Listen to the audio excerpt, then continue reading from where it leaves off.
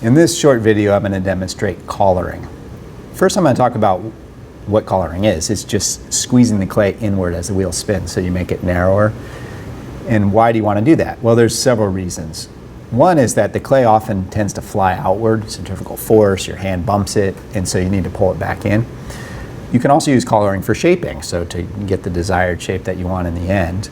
And then the third reason is that collaring can actually help recenter if you have problems. So I have a cylinder here that's got a few wobbles to it. We were messing around with it earlier. And so as I collar, the hope here is that it will help make it narrower and make it straighter, more centered.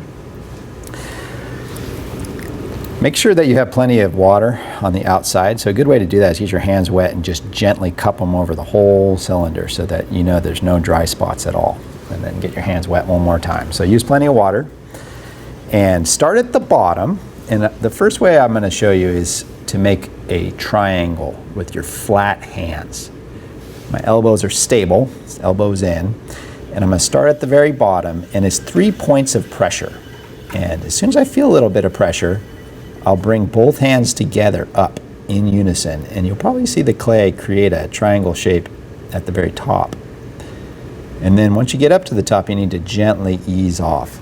So you can see that the cylinder is more narrow, and it's tapered inward a little bit, and it's a little bit taller maybe, because sometimes collaring can bring some height.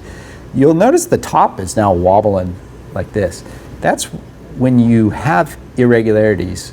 If you stabilize it, that off-centeredness will often appear at the very top, and then you can use a needle to cut off.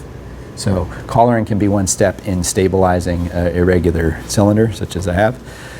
I'm going to do it again, but this time I'm going to hold my hands in a slightly different position. So the first time I was real rigid with my hands, which is one way to do it. But I prefer to soften my hands. So the 3 points of pressure, these kind of count as 1 point. So 1, 2, 3 is still the same, but this time I curve my fingertips and just soften my hands. It's a lot more comfortable to me.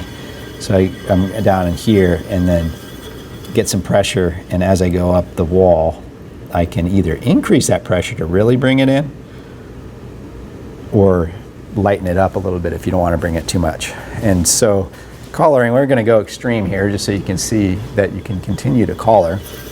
I'm going to bring in the bottom and really bring it in and just collar this up into a candlestick holder or something. And as you do this, look at the top now.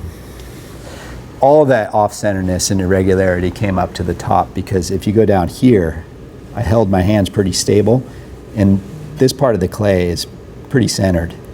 That is not. So collaring is a good way to get the off-centeredness up towards the top where you can fix it later on. Thank you.